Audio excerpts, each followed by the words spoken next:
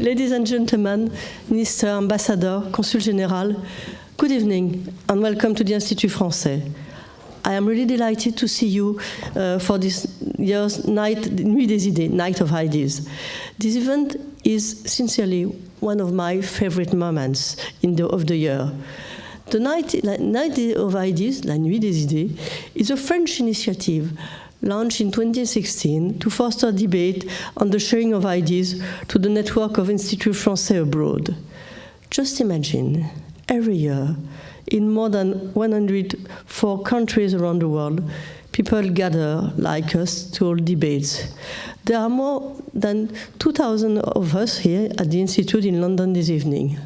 Our partners tonight, I can't name them all, include students from 3 London University, UCL, King's College and the LSE.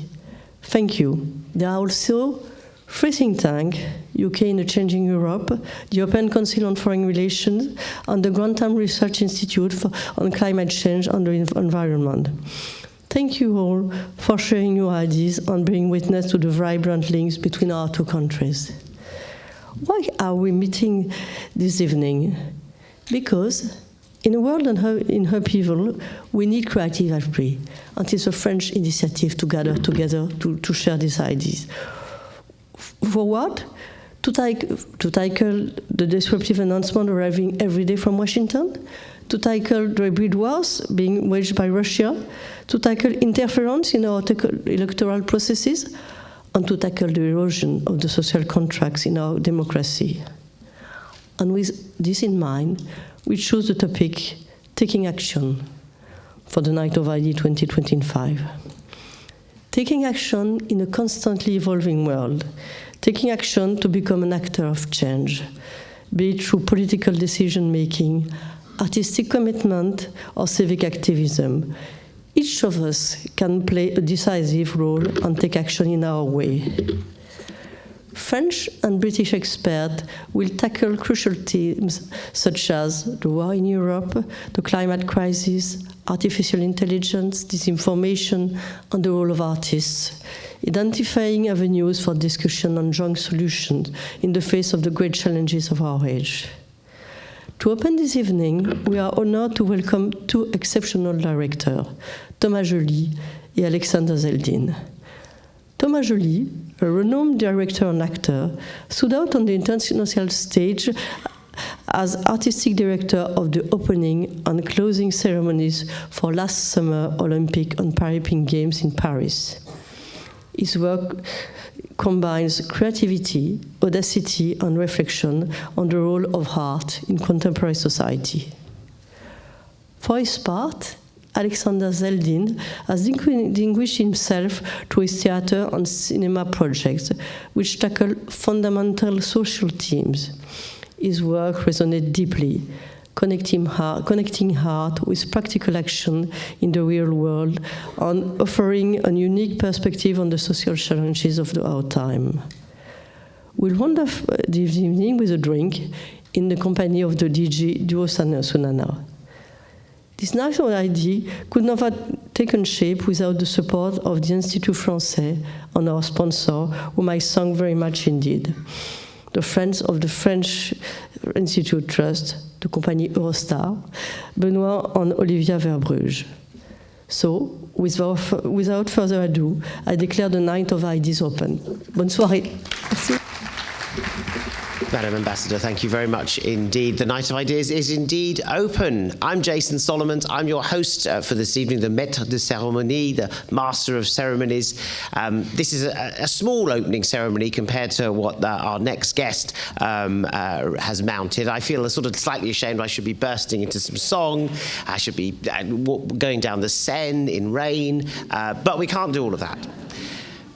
We will instead have a fantastic night, the Night of Ideas. It's my privilege to have hosted, I think, 5 or 6 of these events, and they are absolutely highlights of the calendar here at the French Institute. And me personally, I'm a film critic and a producer, but here are many ideas from all walks of philosophy, art, politics, economics come together and rub shoulders. And I think that that's what creates this really extraordinary night of ideas, the sparks of thought that come out. It's a very French idea, and I love the fact that we've kind of got it here in the heart of London and around the world. So if you're watching this and recording at other French institutes around the world, welcome. So we, as the ambassador said, we've got a huge program of events and a huge scope of events going on all around the building, including a DJ duo to finish us off with a bit of a dance and a song, because that's how we like to do things, with a bit of music. This opening session, thank you so much for joining us. How fantastic to see it so full and so full of ideas and ready to receive some ideas, because we're going to spark off with our opening session. So will you please welcome to the stage a man who needs no introduction or opening ceremony, Thomas Joly.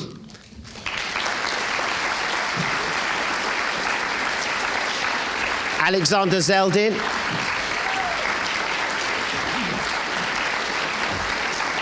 And our director here at the Institut français, Anissia Morel. They're joined by the interpreter, Axelle Oxborrow, who will be translating for us. Alexander, if you'd like to sit down, and Axelle. And kicking off this evening is the man who kicked off. I can't kick off better than this man ever kicked off. I thought we did a fantastic job here, Danny Boyle, directing the 2012 opening ceremony here in London. And then I thought, Paris is not going to be able to match London. It's just not going to be able to do it.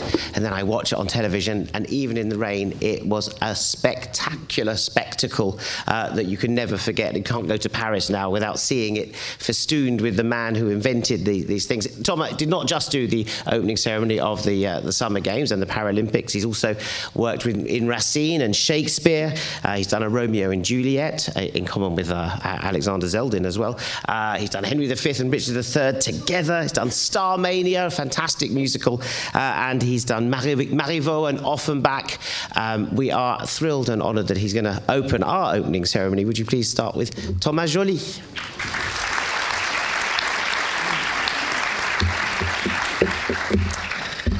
Good evening, everyone. It's a real pleasure to be with all of you tonight, and a great honor to have been invited to open this 2025 Night of Ideas. Thank you very much. And of ideas through these challenging times, indeed, we need a lot. For many years, I have tracked theater's power of action. I finally met it, and this is what I will share with you. But please bear with me. I will do it in French to make sure to share with you the full extent of my reflection. And for this, I would like to warmly thank the team for the localization.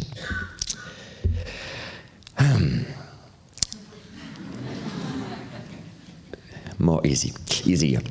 J'ai toujours considéré le théâtre comme un outil. Il a d'abord été pour moi. Je suis issu d'une famille modeste, installée dans un petit village de Normandie. Nous avions très peu de sorties culturelles, car il fallait se rendre en ville.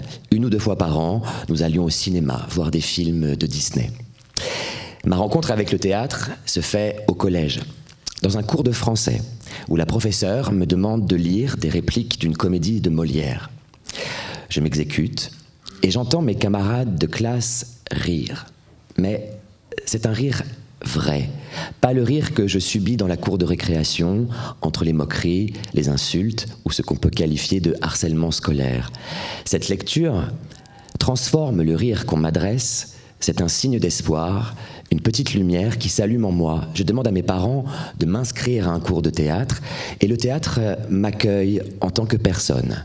Ce que je suis n'est pas un problème ou une anomalie. Le théâtre m'indique que ce que je suis est au contraire une solution. Ce qu'il recherche, la singularité. L'acteur s'utilise en tant que matière pour la mettre à disposition d'un texte, d'un metteur en scène. Le théâtre en tant qu'outil m'apprend qui je suis et m'apprend à être heureux et serein de ce que je suis. Je décide alors de passer ma vie avec lui. Ça tombe bien. En France, il y a tout un parcours gratuit pour apprendre ce métier d'acteur, depuis l'option théâtre au lycée jusqu'aux écoles nationales supérieures d'art dramatique. Je profiterai de chaque étape de ces formations publiques et gratuites. Mais pour le moment, je suis au lycée et à côté de la pratique d'acteur, j'apprends que le théâtre, dans l'Antiquité grecque, était un outil de fondation pour la cité. Situé en son cœur, non loin bien souvent d'un stade, le théâtre rassemble toute la cité sur un temps long et festif. Il se développe en même temps que la démocratie. Il est un outil politique au service de l'intérêt général. Et cela me fascine. Plus tard, à l'université, j'apprends qu'après la Seconde Guerre mondiale, une femme, Jeanne Laurent, propose de s'appuyer sur les compagnies locales et de les installer dans des théâtres partout sur le territoire. Le théâtre est alors considéré comme un outil de consolation, de réconciliation, de réparation d'un pays divisé et meurtri. Et cela me fascine. Plus que la fascination, cela me fonde. Le théâtre comme outil pour le singulier et le commun, pour l'individu et le collectif. Je souhaite m'inscrire dans ce mouvement, d'abord parce que je le trouve noble, ensuite parce que je veux rendre ce à quoi moi j'ai eu droit. Pour ne pas être simplement un acteur qui attend qu'un metteur en scène lui permette de travailler, je crée une compagnie en 2006 et je m'essaye à la mise en scène. Pendant quelques années, avec cette compagnie installée en Normandie, je joue, je mets en scène, mais nous développons aussi beaucoup d'actions vers les publics, des ateliers, des stages. J'ai l'impression de servir à quelque chose, j'ai l'impression de servir quelque chose. Et puis, je rencontre William Shakespeare en 2009. Et je vais passer 10 ans avec lui. C'est d'ailleurs à ce jour, toujours, ma plus longue relation. Ce sont les 2 tétralogies des pièces historiques qui m'éblouissent. Shakespeare est jeune, il explore tous les registres, tous les formats, et surtout il déroule l'histoire d'un royaume qui peu à peu sombre dans le chaos. Il en démonte et démontre les principes. Du haut de mes 27 ans, avec 3 mises en scène à mon actif, j'ai donc le projet de monter les 8 pièces. Mais je me raisonne et je décide de me concentrer uniquement sur la trilogie Henri VI. Je suis obligé de passer rapidement sur les 5 années de création qui sont aussi en elles-mêmes une saga, celle de la bataille entre le théâtre institutionnel et l'exceptionnel. Et en 2014, au Festival d'Avignon, la trilogie Henri VI est jouée dans son intégralité et sa continuité devant une salle qui ne désemplit pas et qui, à 4 heures du matin, après 18 heures de représentation, réclame en scandant la suite « Richard III, Richard III, Richard III ». C'est dans cette nuit, entre le 21 et le 22 juillet 2014, que je prends la mesure du pouvoir du spectacle vivant. Bien sûr, je suis heureux du succès et de l'enthousiasme, mais ce n'est pas le principal. Ce qui me bouleverse, c'est que les 600 spectateurs se sont, par le théâtre, constitués en communauté. Que la durée, comme au temps des Grecs, transforme le rapport au spectacle. On ne partage pas seulement une pièce, on partage des repas, on échange avec ses voisins. Dans les entr'actes, on se rencontre, on débat de l'histoire, on se soutient dans la fatigue. J'ai vu des salles faire la hola. Ce sont des vies qui, par le théâtre, se partagent. Le pouvoir fédérateur, rassembleur du spectacle m'apparaît très concrètement. Et puis pendant ces 18 heures se partagent aussi les enseignements de Shakespeare sur une société qui petit à petit va se déliter pour laisser s'asseoir sur le trône un monstre. L'expérience d'Henri VI me fait constater que le théâtre est un outil pour faire société. Dès lors, tous mes choix de pièces seront politiques.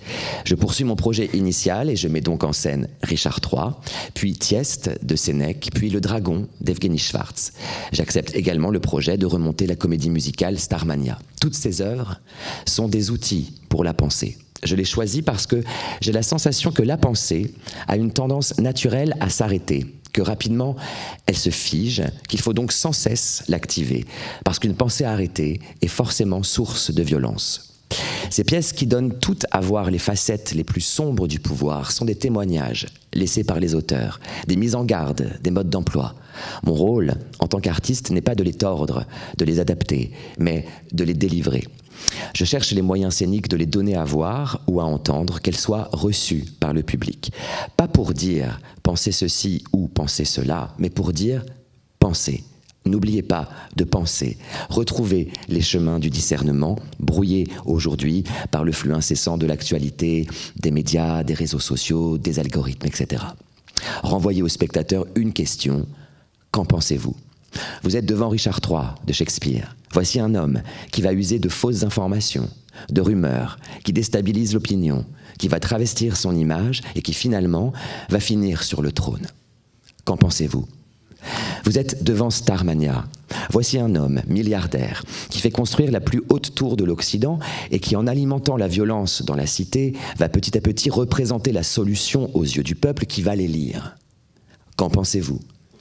Vous êtes devant le dragon d'Evgeny Schwartz. Voici un conte dans lequel un dragon, donc, tyrannise un village depuis des siècles. Il est tué par un héros étranger qui y laissera sa vie. Le village libéré va pourtant reproduire les mêmes schémas de tyrannie, cette fois sans bêtes monstrueuses, mais entre humains. Qu'en pensez-vous ? Dans Tieste, Sénèque fait dire au tyran Atrée « Faire vouloir au peuple ce qu'il ne veut pas, voilà la vraie puissance. » Qu'en pensez-vous ? En tant qu'artiste, il me semblait utile de faire entendre ces histoires pour qu'elles circulent en chacun des spectateurs et portent leurs fruits. Pourtant, en mai 2024, le parti d'extrême droite arrive en tête aux élections européennes. Alors à quoi servent les œuvres ? Ont-elles un pouvoir ? Oui, incontestablement, mais leur voix semble bien faible dans le brouhaha des polarisations. Alors, il faut parler plus fort. C'est l'occasion qui nous est donnée avec les cérémonies olympiques et paralympiques. Depuis 2 ans, j'ai tout quitté pour me consacrer à ce travail. Depuis le début, je m'interroge. La cérémonie d'ouverture aura lieu sur la scène. Mais pour dire quoi ? Que nous dit ce fleuve ? Que nous racontent les monuments, les ponts, la ville ? Que disent-ils de nous ? Le nous de Paris ? Le nous de la France ? Le nous du monde ? Puisque l'humanité se donne ce rendez-vous tous les 4 ans et que la France s'est toujours construite en écho avec le reste du monde. Ce récit célébrera le grand nous. Nous exposerons ce qui nous rassemble plutôt que ce qui nous divise. Nous entremêlerons les cultures, les genres, les générations, les esthétiques, pour démontrer que ces alliages sont possibles, créent de la beauté, de la poésie, que l'opéra et le métal peuvent dialoguer, qu'Aya Nakamura et la garde républicaine peuvent se rencontrer et danser ensemble avec le fantôme de Charles Aznavour, que la danse classique, l'électro, le walking, les danses traditionnelles peuvent partager la même musique. Nous montrerons la France telle qu'elle existe, belle et bien. Je le répète, belle et bien. Nous verrons si le spectacle vivant a encore le pouvoir qui l'a fondé, unifier la cité. Le soir du 26 juillet, il pleut. Comme un dernier empêchement à délivrer ce spectacle. Mais le bleu, blanc, rouge éclate sur le pont d'Austerlitz et tous les artistes, toutes les équipes techniques se réorganisent en direct pour célébrer notre humanité partagée. Et nous avons vu un pays se reconsidérer en 3h30. Et nous avons vu qu'en célébrant les singularités, nous parvenions à l'unité. Et nous avons constaté la richesse de nos diversités. Et je n'ai fait qu'entendre le mot de fierté, même de la bouche de celles et ceux qui n'imaginaient pas pouvoir l'être de leur pays.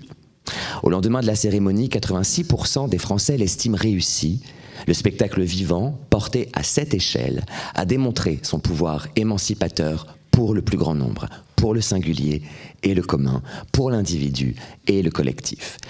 La cérémonie coupe court au discours de division. Une majorité de Français expriment joyeusement leur aspiration à bien vivre ensemble. Pendant 1 mois et demi, les Jeux olympiques et paralympiques perpétuent cette ferveur populaire et cette joie collective. Et puis, les Jeux sont faits et rien ne va plus.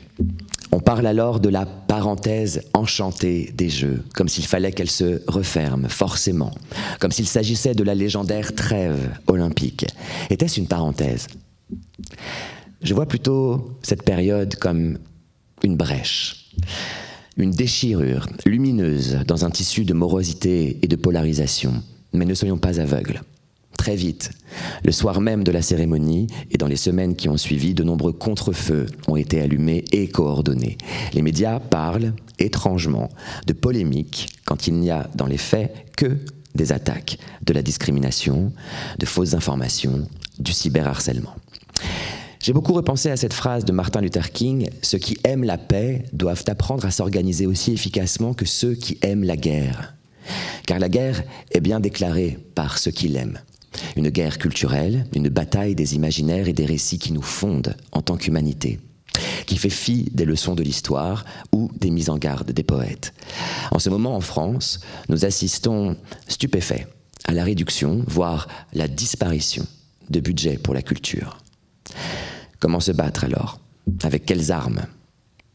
De plus, il ne s'agirait pas seulement d'en découdre, il s'agirait de recoudre.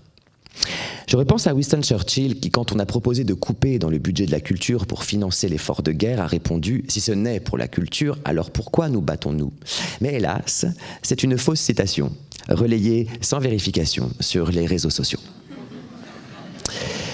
Dans cette dystopie qui semble se réaliser chaque matin aux infos, nous les artistes, à quoi, comment, à qui peut-on servir ? Les signaux alarmants clignotent de tous côtés et il y en a tant qu'il est difficile de s'orienter. On me demande de parler du pouvoir d'agir de la culture, mais la réponse est dans l'intitulé, le pouvoir. Après vous avoir partagé les étapes de ce long chemin que j'ai emprunté à la recherche du pouvoir agissant du spectacle vivant, et en étant parvenu jusqu'à ce sommet olympique, j'ai finalement la sensation de l'avoir entrevu et qu'il nous l'a démontré. Le 26 juillet dernier, nous n'avons pas eu une hallucination collective. Il ne s'agissait pas d'un simulacre d'unité ou d'une parenthèse enchantée. Oui, le spectacle vivant porte en lui une puissance émancipatrice, mais ne peut rien sans un pouvoir qui le considère et le soutient. La réponse pour que la culture et le spectacle vivant usent de leur pouvoir d'action serait la fondation d'une nouvelle et large politique culturelle qui, face aux défis contemporains, aux stratagèmes des architectes de chaos, à la perte des repères, arme la pensée pour les droits humains, pour l'émancipation singulière et collective, au service de l'intérêt général, ce que je crois être la définition même de la politique. Merci beaucoup.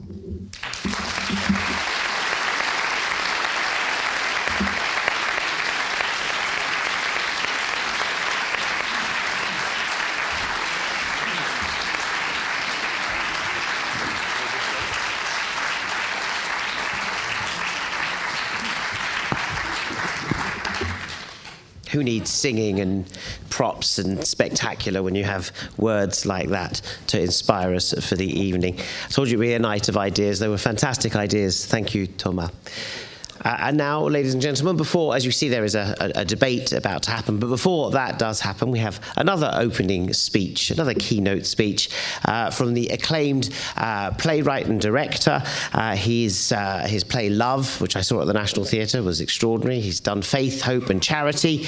There are big hits in France called Amour de Famille. He's done Macbeth in Korea and done Romeo and Juliet in Italian. Hopefully he's going to speak in English tonight. It's Alexander Zeldin.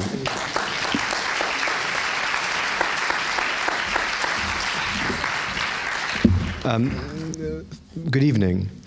Wonderful to hear Thomas speaking, and so beautiful to hear somebody inspire me to speak before having the opportunity to do so. So, Madam Ambassador, ladies and gentlemen, thank you. In fact, I will speak in English this evening. I hope that's okay. Maybe I should be subtitled in French. That would be quite nice, but I'll go on in English. In fact, I attended the very first Night of Ideas here a few years ago. It was standing room only, and it went on till 5 a.m. So everybody was like, it was incredible. You'd go up into the room up there, like this, to listen to an obscure point of like semantic philosophy. You know, someone debating the real inheritance of Derrida and fighting about this until 5 a.m. So can I just say this event is so wonderfully French. By which I mean it celebrates thought and debate as something everyone should be proud of partaking in. And I love France, and I think we've just heard a wonderful definition about what's worth fighting for in France from Thomas. I, in fact, live there, and I feel now that my life is split between the two cultures. So I'm a little bit of a confused person. Nonetheless, I'm extremely honored to be addressing you this evening, so thank you.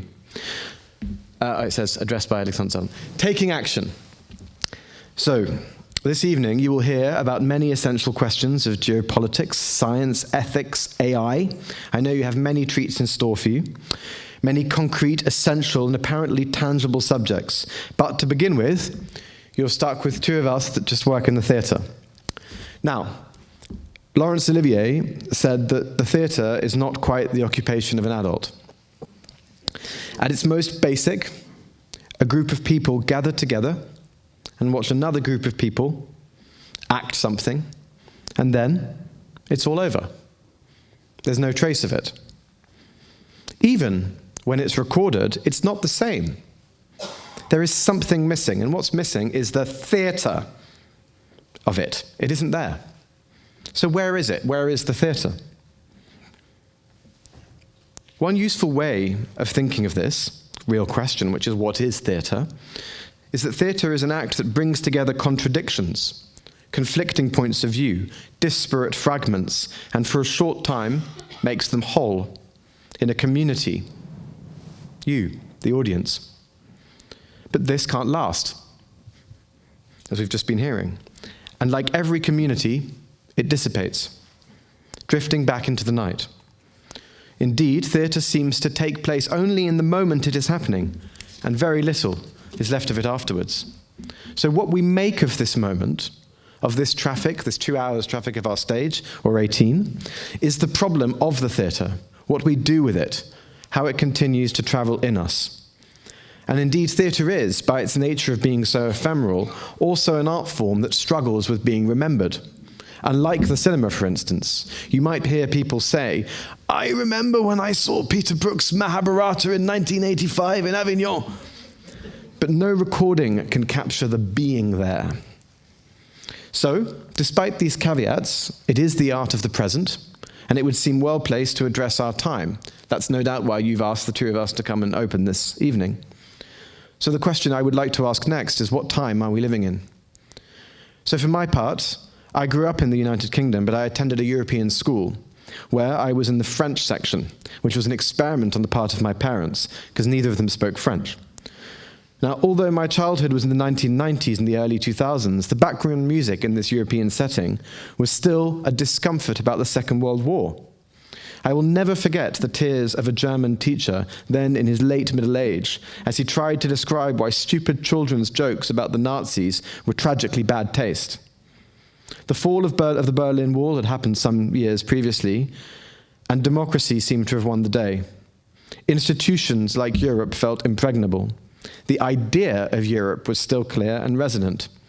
Now, of course, the certainty with which we, or many of us, hung on to ideas such as progress, democracy, the idea that history has lessons to teach us, are stunned, caught in the headlights, repeating to one another, "You'd never believe this could happen, could you?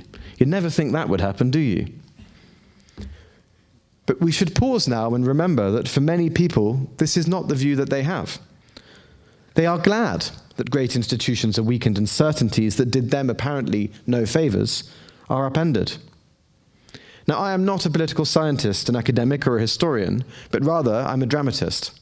So I can only approach this modern malaise through what I observe, and what thinking about the world through theatre has made me think, or made me notice. So my vision is that as much as divided, the world can feel like a lonely place to me at the moment, a place where loneliness is perhaps taking on new, aggressive forms, a place full of longing, of unfulfilled desires, sequestered rage and misunderstandings. Maybe one of the true shackles of our time is the feeling of not being understood, of having more tools, it seems, than ever before to express ourselves, and yet feeling unseen and unheard. In her diary of 1929, the British novelist Virginia Woolf wrote, "If I could catch the feeling, I would. The feeling of the singing of the real world as one is driven by loneliness and silence from the habitable world. Driven from the habitable world." Since our earliest gatherings as a people, the need for theatre to capture a feeling has been there in one form or another, for calling up to the gods, for bringing rain, and so on. Now, it might have begun like this. A group of hunters sit around a fire around 12,000 years ago. Picture it, please. Let's call them Bob, Marie-Claude, and Jeff. So Bob has been out hunting. Jeff came along, but didn't do much. He was tired. Marie-Claude didn't go. So Bob says to Marie-Claude, "It's funny, there was this big bear in the forest today, and it looked really weird and depressed." "Oh yeah?" says Marie-Claude. "Like, what weird?" At this moment, Jeff stands up, and his shadow casts on the wall of the cave. A little bit like mine. "Don't move, Jeff." Jeff doesn't move. "Bend a bit lower." And so he does. And then Jeff's shadow suddenly seems like the bear in the forest. So maybe this was when theatre began. Bob was the first theatre maker, carving out of shadows, a shared understanding that allowed his audience, Marie-Claude, to see something they hadn't. Now, indeed, as Thomas just mentioned, talking of Greek theatre, the origin of the word theatre is theatron, from ancient Greek, which means place for seeing, or seeing place. For me, this place for seeing is not contained within a building, an institution. Theatre does not happen because it is in a theatre. For me, theatre is a way of being in the world.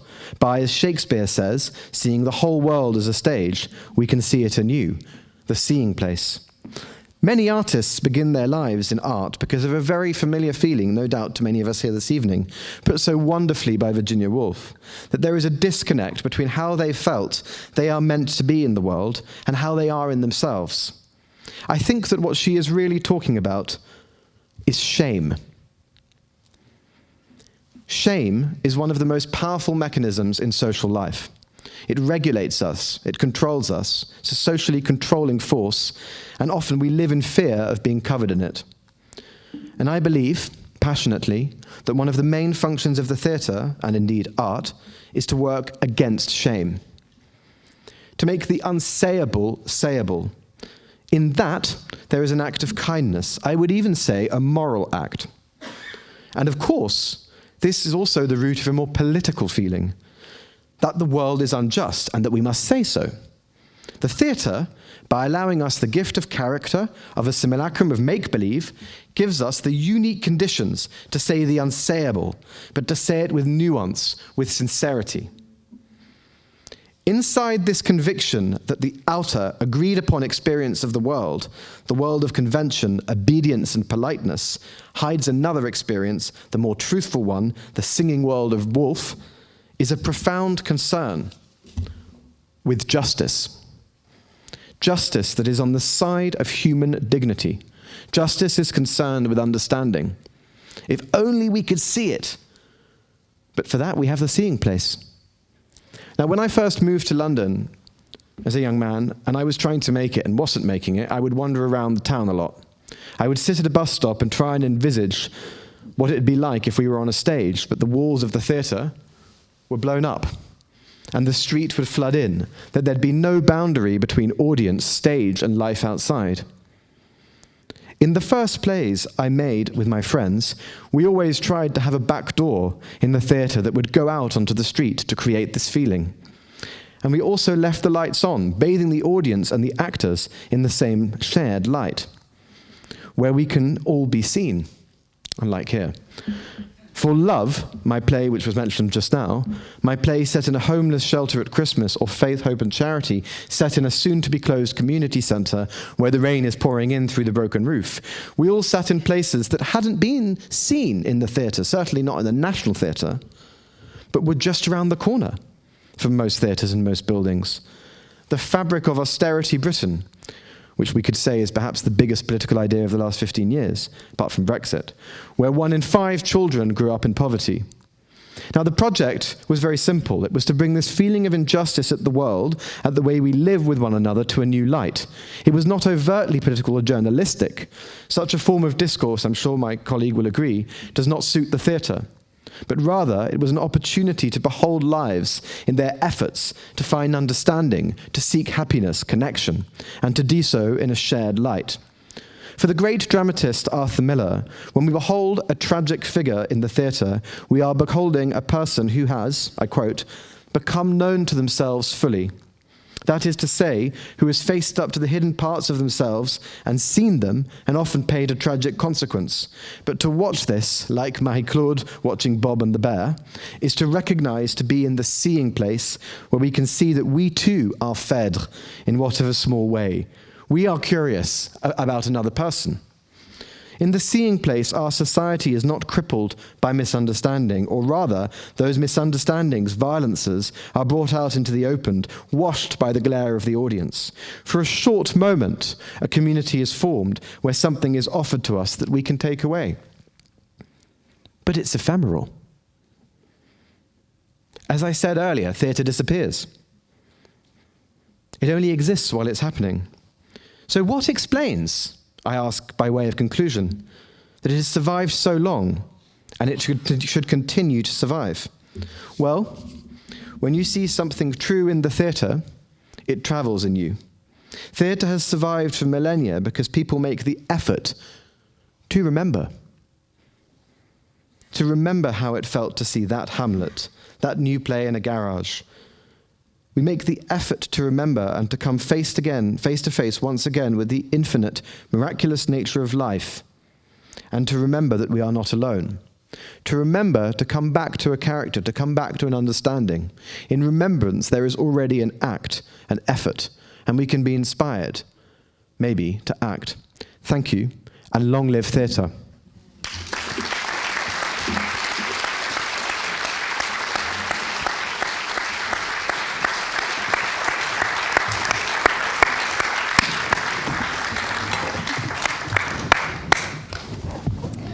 Merci, Alexander. Thank you.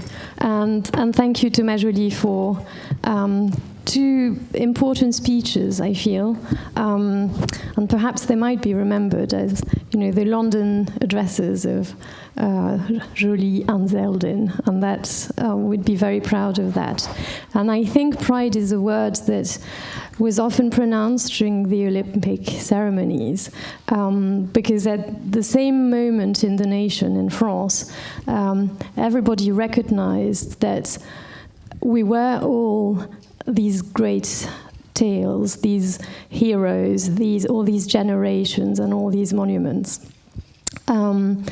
And that's one thing you both share, which is to conceive theatre as a moral act, as perhaps not théâtre engagé or political theatre in a plain way, but definitely something which means that you in the audience cannot sit comfortably. You're called to set something in motion and to act. And so I'll turn to you, Alexander, about how you conceive the relationship with your public and what is it to be to be doing theatre the way you do it, while especially you talk about, your characters lead ordinary lives, you enter into their intimacy, and yet there is a message, there is a call to our humanity, and not to stay, distanced from what's happening on the stage. Yes, thank you. I think it's very interesting, actually, listening to you, how much, although on the surface our work is very different, there is many commonalities in it. And Thomas's work is extremely political and joyous, and my work is, I hope it's very funny. I try and write comedies. I'm a frustrated sitcom writer, but I really am. It's not even a joke. Ask my agent. But I think that what you bring up, you're asking about political, what it is to be in an audience, and we've both spoken about that differently tonight. But I would say that there's something incredibly unique about the theatre that is so difficult to find elsewhere. And it is very simply that each and every one of you is extremely different and has a great deal of individuality in your lives outside the theatre. But when you come in, you are providing 600 or 300 points of view in one gaze, one moment. And this is a simulacrum of democracy. It's a modelling of society. But it's also, I think there's something slightly utopian about theatre, at least for me, and I think for Thomas, although I don't think either of us has any illusions.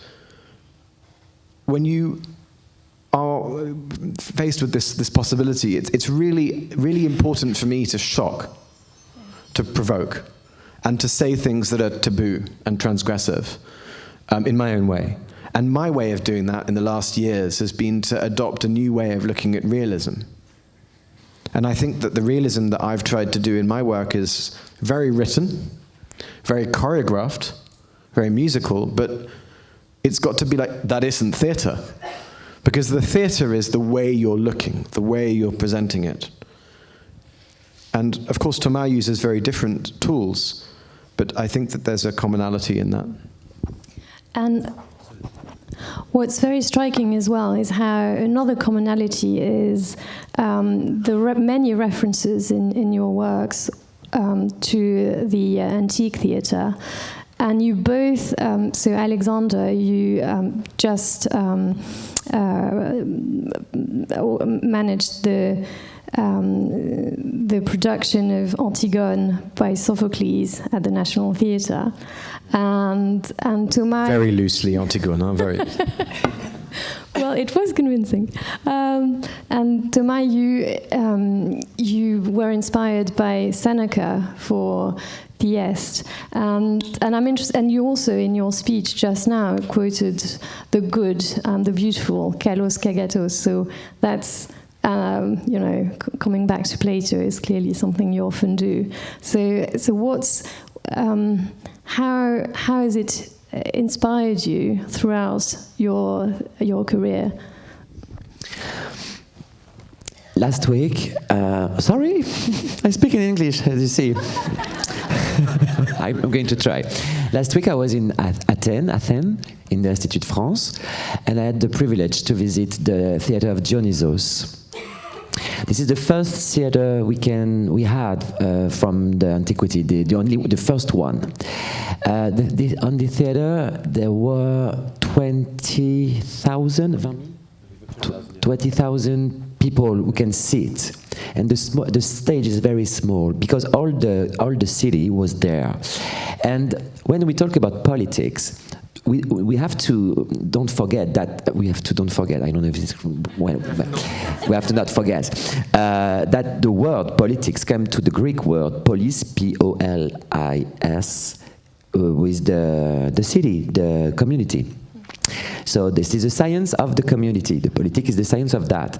And theater was. Let's do it in French. Et le français, oh là là, le théâtre a été un outil où, d'abord, toute la cité était convoquée. Je crois même qu'il y a une rumeur qui dit, une légende à vérifier, qui dit qu'il y avait des amendes si les gens ne se rendaient pas au théâtre, premièrement. Okay. First of all, the theatre was actually a tool that gathered the whole city. The whole city was in attendance, and I do believe that they were actually fined if they didn't. Et aussi parce que on passait des semaines entières, plusieurs jours ensemble, à regarder plusieurs pièces, et que donc, moi je crois que ça nous connecte à ce besoin que nous avons, nous autres, les Homo sapiens, de récit, et que nous nous connectons avec la fiction. C'est d'ailleurs une chose que l'on fait dès qu'on est enfant, tous et toutes. Nos parents, nos grands frères, nos grandes sœurs nous racontent des histoires et ça marche. Et notre cerveau se met en marche et on se connecte comme ça par le récit. Ça fait aussi des drames, hein, ça fait les fake news, ça fait les mensonges, mais ça fait l'art aussi. Voilà. At the time, they spent actual weeks together, viewing various plays. And I believe that it actually was linked with this need for connection, with this need for humans to hear narration, fiction. And actually, if you go back to families, that's what we do when we are children. We hear tales, we hear stories, and it gets our brain in gear. Obviously, this leads to possibly fake news or lies, but this is actually this human need. Alors ce que je voulais dire, c'est que nous sommes donc vulnérables à la fiction. Et que la fiction devient du coup un outil ou une arme selon ce qu'on a envie de transmettre comme idée. And we are actually vulnerable to this fiction, which can either become a tool or a weapon, depending on what we want to do with it. Mais concernant Sénèque, ce que j'ai découvert en travaillant avec Florence Dupont, c'est que les gens ne venaient pas pour découvrir l'histoire, ils la connaissaient. Alors pourquoi venaient-ils ?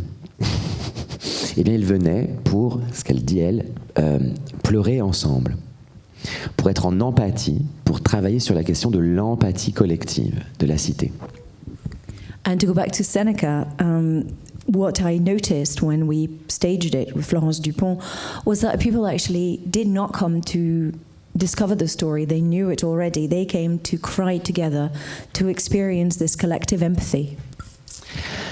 Donc, à cet endroit-là, j'ai l'impression que le théâtre antique est encore un mystère, mais qu'on peut ressentir aujourd'hui encore. Moi, quand un rideau s'ouvre, quand il y a un rideau, quand un rideau s'ouvre dans une salle, c'est comme si ça nous disait « nous sommes tous et toutes vivants au même endroit en même temps ». Et c'est juste déjà ça qui est politique. Et c'est juste déjà ça qui est rassurant. Tu parlais de ne plus se sentir seul, qui est rassurant. Et c'est surtout cette célébration du vivant qui permet au théâtre, à mon avis, de traverser les époques depuis sa fondation, depuis qu'il a été fondé dans l'Antiquité. The antique theatre is still a mystery, but it actually is palpable today. For instance, when the curtain rises in the theatre, it's a way to experience being alive together at the same time, and that to me is political. It's a celebration of life all together. Et cette empathie, justement, c'est quelque chose... This empathy, this feeling of being together and sharing emotions together was, I think, Alexander, not only very powerful in your triptych of the three virtues, but also in your play about your mother, The Confessions, because it was a very intimate moment, and the audience, and I was amongst the audience, dived into this life and its struggles, and I think that it was palpable that the whole audience was either very teary or outright crying. So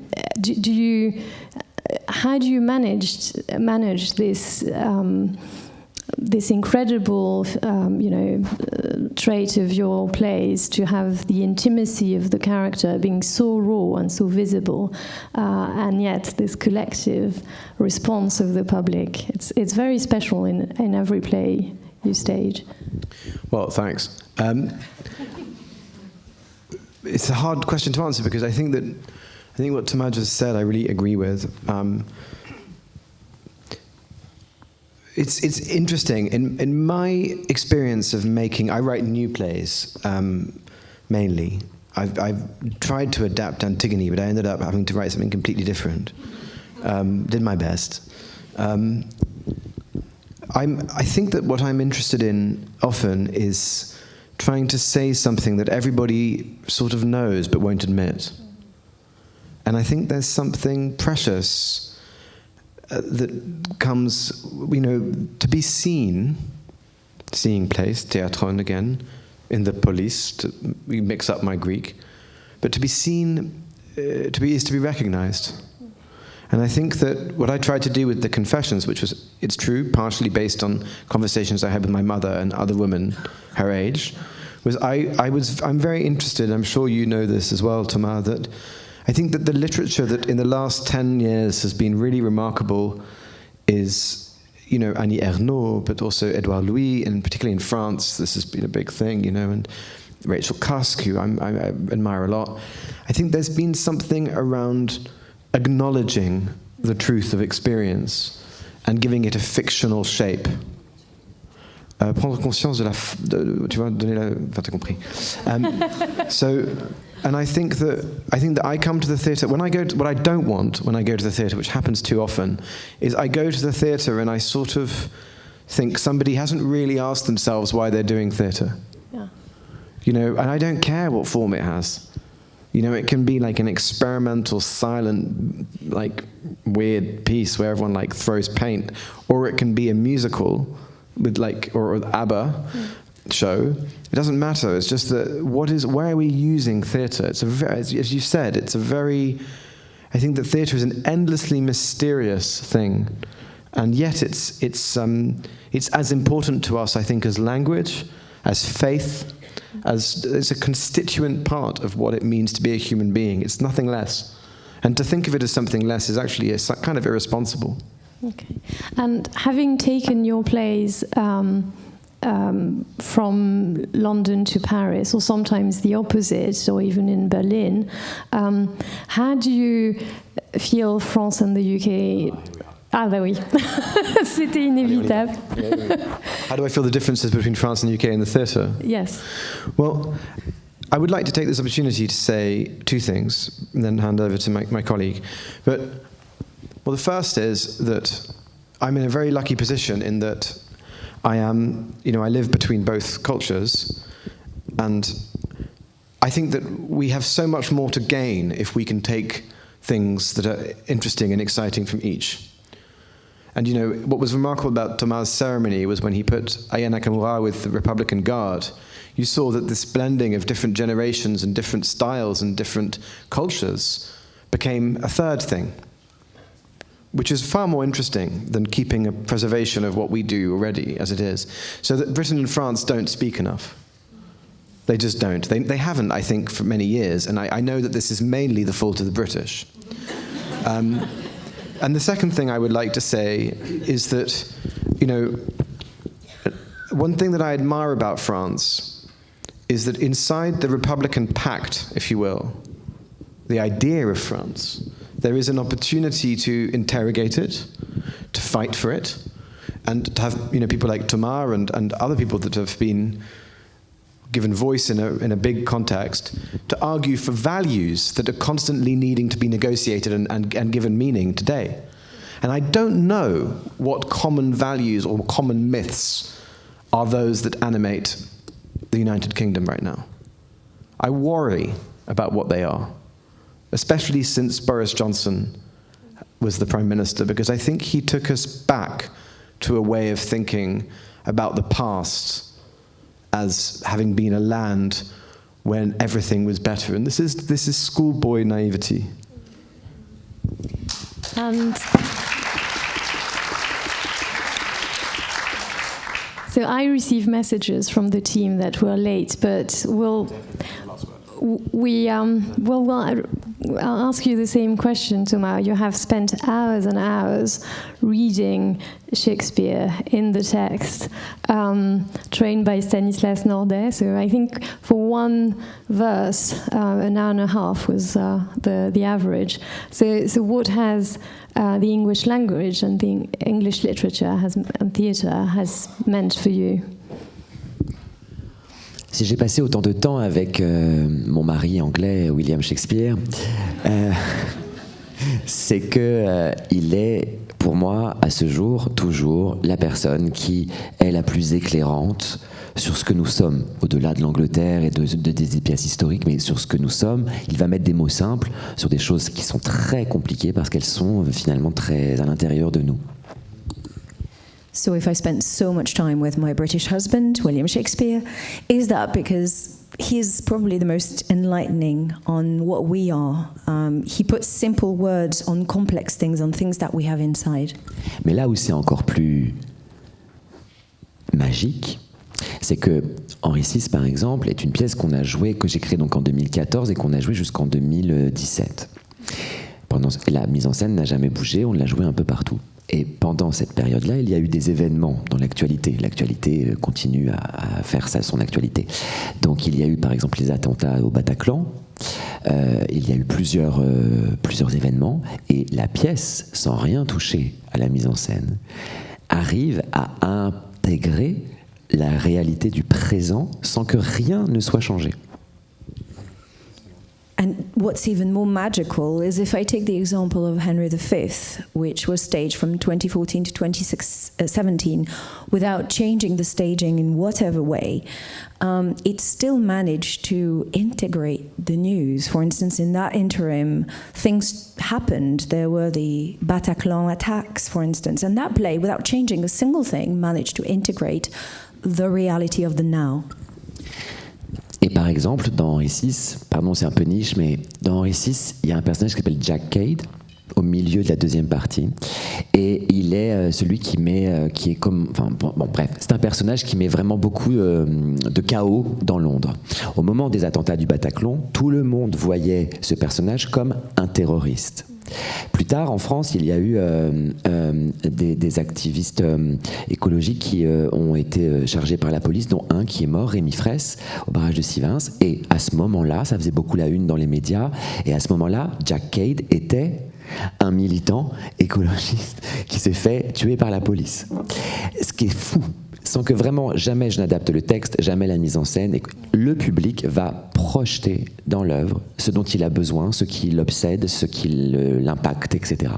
Donc le pouvoir magique de cet auteur, c'est ça, c'est qu'il est en permanence en train de nous apprendre sur nous-mêmes, alors qu'il nous parle depuis 4, 5, 6 siècles. And another anecdote, which is from Henry V, about halfway through there is a character called Jack Cade, and he is an agent of chaos, and during the time of the Bataclan he was seen as a terrorist.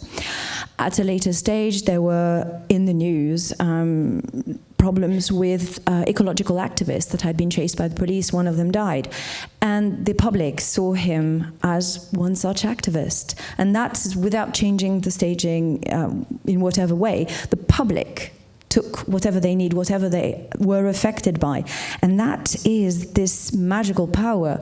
And William Shakespeare, in that respect, teaches us what we need to know about now. Good end word. Yes, good end word. Merci beaucoup à vous deux. Thank you very much. Et bonne nuit.